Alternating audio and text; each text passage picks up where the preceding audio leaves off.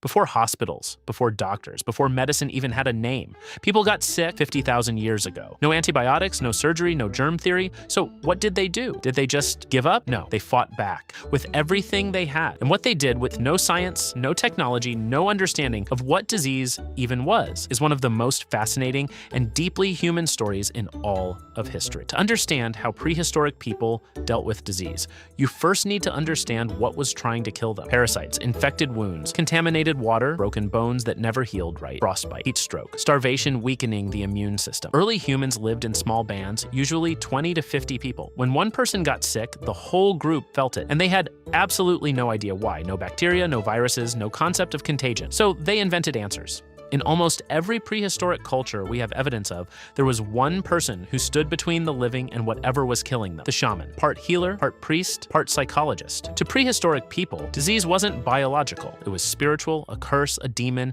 an ancestor's anger. The shaman's job was to negotiate with that world, to drive out whatever had entered the sick person's body. This meant rituals, fire, drumming, chanting, trance states, burning specific plants, not just for symbolism, but because the smoke genuinely had antimicrobial properties. Some of it actually worked. We'll come back to that. Shamans used power objects, bones, stones, carved figures, placed on or near the sick person. Modern medicine calls this the placebo effect, and it is genuinely, measurably powerful. When you believe you are being healed, your body responds.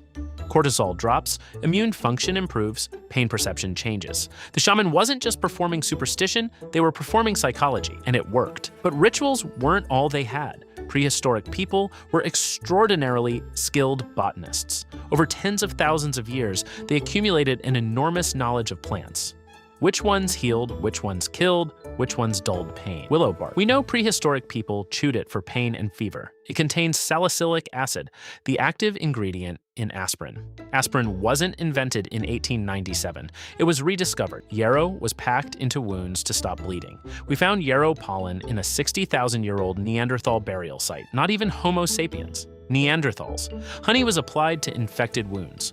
Raw honey is naturally antibacterial, so it produces hydrogen peroxide, has low water content, and creates an acidic environment bacteria can't survive in.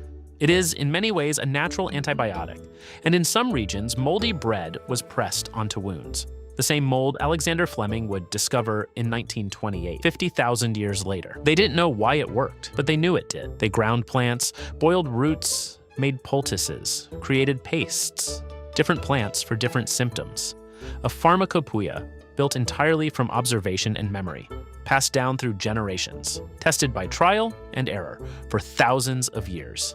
Now, I need to tell you about something that will make you deeply uncomfortable, because prehistoric people didn't just use plants and rituals. They performed surgery, trepanation, drilling or scraping a hole into a living person's skull. We have found thousands of trepanned skulls from every continent, going back at least 10,000 years. And here is the most extraordinary part. Many of these skulls show bone regrowth around the hole. These people survived the surgery, survived having a hole drilled in their skull with stone tools, in a world with no anesthetic, no sterile equipment, no understanding of infection. Why did they do it? Probably multiple reasons. Relieving pressure from head injuries, treating seizures or severe headaches, and almost certainly releasing the evil spirits believed to be trapped inside.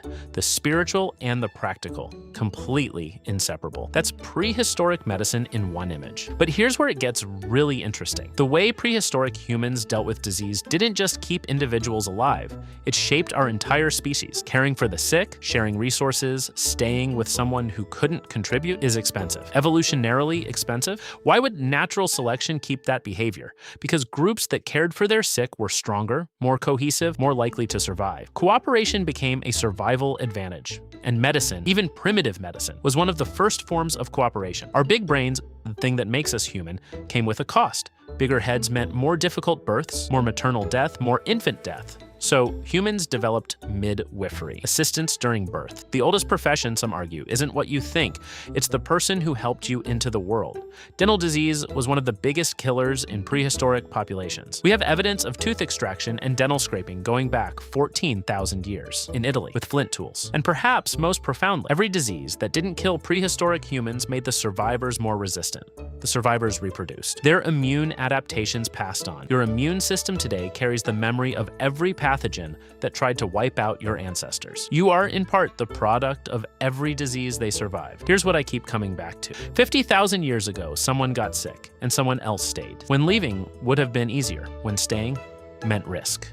They gathered plants they had learned to trust. They performed rituals that gave meaning to meaningless suffering. They drilled holes in skulls with nothing but determination and stone. They refused to do nothing. Every doctor who has ever sat with a patient, every nurse who has held someone's hand at 3 a.m., every researcher who spent their life trying to understand one disease, they are the continuation of something that started in a cave. The same impulse, just different tools. The next time you take a painkiller or put honey on a wound or trust a doctor you've never met before, remember that the instinct behind that trust is 50,000 years old. We have always tried to heal. I've sourced the key archaeological findings and studies mentioned in this video. If this kind of deep history is your thing, subscribe.